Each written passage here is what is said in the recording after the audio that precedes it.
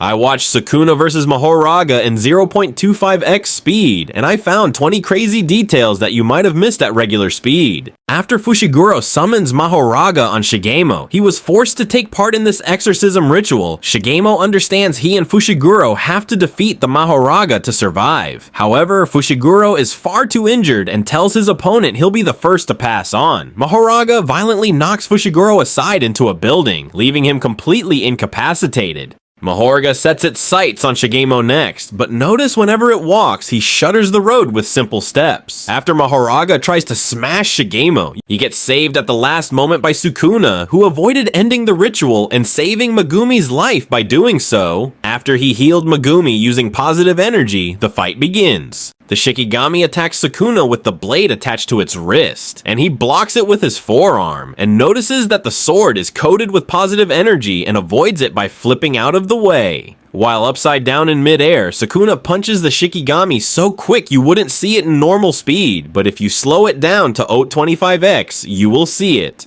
Sukuna finishes his combination by slashing the Shikigami's body with his dismantle technique, but notice how the shape of the cutting pattern is designed to both cut Mahoraga and avoids Megumi's body, who's close to the Shikigami. After that, Mahoraga slams Sukuna through the building. At normal speed, you could barely see Mahoraga jumping while holding Sukuna, but at 0.25x speed, you'll catch nice transition from the popcorn to Mahoraga jumping. After Mahoraga hurls Sukuna into another building and follows him, there's a brief yet striking moment where Mahoraga is seen smiling. This is highly unusual, as Shikigami typically display no emotion. However, due to Mahoraga's unique ability to adapt, it appears that he not only adjusted to Sukuna's techniques throughout the battle, but also began mirroring his emotions. In this case, Mahoraga seemingly internalized Sukuna's sadistic pleasure in combat and began to imitate it. After dodging Mahoraga's attack, Sukuna counters with a sharp kick to Mahoraga's face. In response, Mahoraga grabs Sukuna by the hood of his uniform, pulling him back. It's at that moment that Sukuna begins slicing through Mahoraga's hand, explaining why one of Mahoraga's severed fingers is later seen caught in Sukuna's hood. As he cuts through the hand, Sukuna simultaneously unleashes a slash that also severs Mahoraga's leg. And now comes my favorite detail, and it's absolutely insane. After Mahoraga blasts Sukuna through multiple distant buildings with a shockwave from his mouth, he immediately follows up with another attack, slamming Sukuna down from above. But here's the wild part. If you slow the scene down, you will see that he's actually using his own severed leg as a weapon to strike him.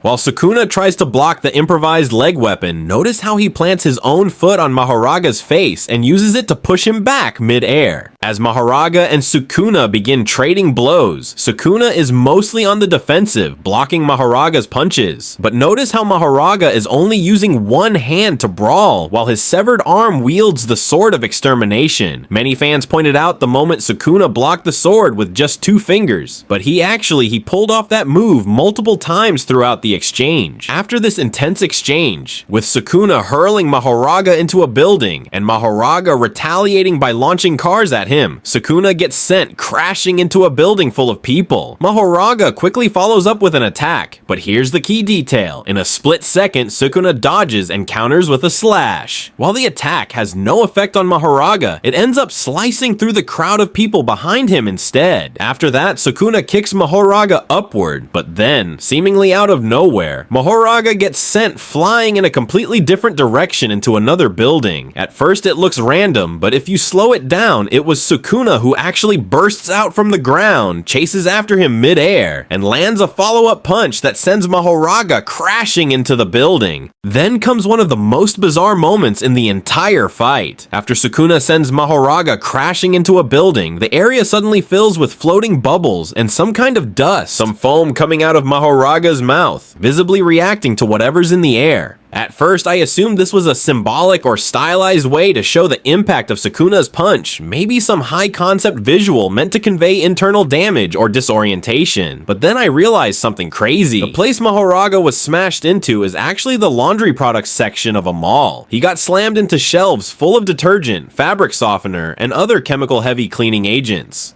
Think about it, Mahoraga most likely hasn't been summoned in centuries. The last known summoning was probably during the Edo or Keicho era, in a fight between a Zenin clan member and a Six-Eyes Limitless user where both died. So technically, this is Mahoraga's first time experiencing the modern era, and definitely the first time being surrounded by a dense concentration of artificial chemicals. Combine that with his innate ability to adapt to any environment or threat, and it suddenly makes sense. Mahoraga might actually be trying to adapt to the overwhelming, unfamiliar chemical atmosphere he was just crushed into. And with that, we wrap up the first part of this deep dive into one of the craziest, most chaotic fights in recent memory.